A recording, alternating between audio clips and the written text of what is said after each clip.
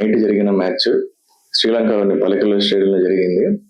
Super match, close match, last over దాకా వెళ్ళింది. అసలు పాకిస్తాన్ బౌలింగ్ ఉంది ఎక్స్ట్రాడినరీ, చాలా బాగా వేశారు.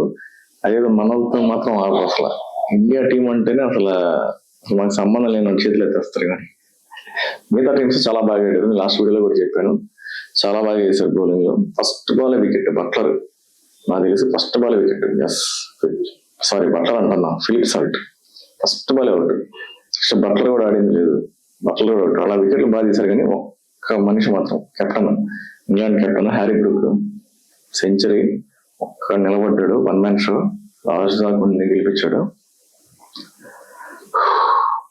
అదే ఒక్క ప్లేయర్, ఒక బ్యాట్స్మెన్, ఒక బౌలర్ చాలు మ్యాచ్ ని టర్న్ చేయడానికి. సో అలా జరిగిందన్న మ్యాచ్ కూడా హోరాహోరీగా జరిగింది. బాగా ఇంట్రెస్టింగ్ ఉంది మ్యాచ్ అయితే మాత్రం.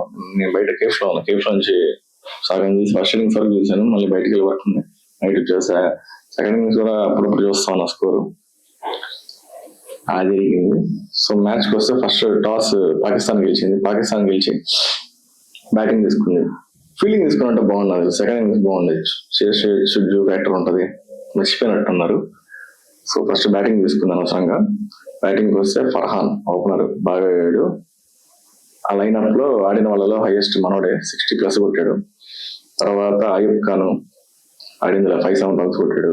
నెక్స్ట్ కెప్టెన్ సలీం అగా ఆడింది లేదు, పెద్దగా అవుట్ అయిపోయాడు. నెక్స్ట్ బాబర్ అజం మంచి ప్లేయర్, ఫామ్ లో లేడు, 25 రన్స్ కొట్టాడు.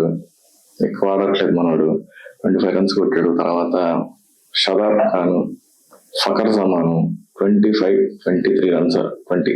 సో వీళ్ళు ముగ్గురు మెయిన్ ప్లేయర్స్, ముగ్గురు 20+ కొట్టారు అంతే. సో ఆర్తో స్కోర్ అక్కడే దాని తగ్గిపోయింది. So next main back drop ఏమంటారు, మెయిన్ ఫెయిల్ ఏంటంటే మొహమ్మద్, అక్కడ కొంచెం మళ్ళీ మైనస్ ఏంటంటే లాస్ట్ లో మహమ్మద్ నవాజ్ కూడా టక్అవుట్ అయ్యాడు. మనోడు ఉంటే కొంచెం పుష్ అయ్యేది స్కోర్. 160+ కొట్టారు కదా, 180+ అని పెట్టుంటే చాలా బాగుండేది స్కోర్. సో 160+ కి ఆగింది score. Bowlers Shaheen Afridi, bowlers ఏమో ఆడతారు, ఇంకా బౌలర్స్ గురించి మనం మాట్లాడుకోవలేదు. సో అదే పరిస్థితి. బ్యాటింగ్ అయితే వరస్ట్గానే జరిగినట్టుంది నాకు తెలిసి. బౌలింగ్ చాలా బాగా చేశారు England players. So England bowling వస్తే ఫస్ట్ జోఫ్రా ఆర్చర్ 2 రన్స్ ఎక్కువ ఇచ్చాడు మనోడు. జమీ ఓల్టన్ 2 రన్స్ కూడా ఇచ్చాడు బానే. Next Adil Rashid 1. Next spinner, ఎవరా స్పిన్నర్, లియామ్ డాసన్ 3 వికెట్స్ తీసాడు. స్పిన్నర్ కి 3 వికెట్లు పడ్డాయి. సో సగం వికెట్లన్నీ అక్కడే పడ్డాయి. జోఫ్రా ఆర్చర్ కి, జమీ ఓల్టన్ కి, నెక్స్ట్ లియామ్ డాసన్ కి 3 వికెట్స్ నోడికి, స్పిన్నర్ కి. సో వికెట్స్ అన్ని మాక్సిమం అక్కడే వచ్చాయి. ఆదిల్ రషీద్ కి 1 వచ్చింది, ఎవరు వేసారు ఇంకంతా. సో అలా తక్కువ స్కోర్ కి పాకిస్తాన్ లిమిటెడ్ వర్షన్ లాగా లిమిట్ చేశారు ఇంగ్లాండ్ ప్లేయర్స్. అది పరిస్థితి. సో నెక్స్ట్ సెకండ్ ఇన్నింగ్స్ కి వస్తే, ఇంగ్లాండ్ బ్యాటింగ్ వస్తే ఫస్ట్ బాల్ అవుట్ అయిన మన ఫిలిప్ సాల్ట్, నెక్స్ట్ అవుట్ అయిన మన బట్లర్, ఇద్దరు ఆడలేదు, త్వరగా అవుట్ అయిపోయారు. నెక్స్ట్ వచ్చాడు కెప్టెన్ ఇన్నింగ్స్ ఆడాడు, చాలా బాగా ఆడాడు, ఎక్స్ట్రాడినరీ. ఒక్కడు నిలబడి చివరి దాకా ఉండి మ్యాచ్ ని గెలిపించాడు. 100 కొట్టాడు. హ్యారీ బ్రూక్, నాకు హెన్రీ బ్రూక్ అని వస్తుంది, హ్యారీ బ్రూక్ పేరు confusion. Harry Brook. Next Tom Manton ఆడిందిలే, జాకబ్ బేతాళుడు ఆడిందిలే, ఇంకెవరున్నారు, విలియాక్స్ బాగా ఆడాడు, 28, 25 కొట్టాడు. ఆడిన వాడు హ్యారీ బ్రూక్ తర్వాత కొంచెం హై స్కోర్ చేసింది మనోడే, విలియాక్స్. సో అలా లాస్ట్ దాకా తీసుకొచ్చారు. వికెట్లు పడుతూనే ఉన్నాయి, మళ్ళీ వికెట్లు పడుతూనే ఉన్నాయి. ఎప్పుడైతే హ్యారీ బ్రూక్ అవుట్ అయ్యాడు కెప్టెన్, తర్వాత వికెట్లు పడుతున్నాయి. ఈజీ మ్యాచ్ అనుకున్నాను నేను, ఇంకా ఈజీగా విన్ అయిపోతాయి, 1 సైడ్ మ్యాచ్ అనుకున్నాను. లాస్ట్ వికెట్లు పడ్డాయి, మళ్ళీ డౌడౌడౌ పడ్డాయి వికెట్లు. తర్వాత చూస్తే ఏమైంది, జోఫ్రా ఆర్చర్ లాస్ట్ వచ్చి హీరో అనిపించింది. నిజంగా హీరో ఆఫ్ ది మ్యాచ్ నాకు తెలిసి, మ్యాన్ ఆఫ్ ది మ్యాచ్ లాగా. లాస్ట్ ఓవర్ లో 4 కొట్టాడు. 3 నాకు తెలిసి 4 బాల్స్ కొట్టాలి, 4 రన్స్ కొట్టాల. మనోడు వచ్చి 4 కొట్టాలి. ఆ 4 చాలా విలువైన 4 అది. అంతా ఇంగ్లాండ్ విన్ అయింది.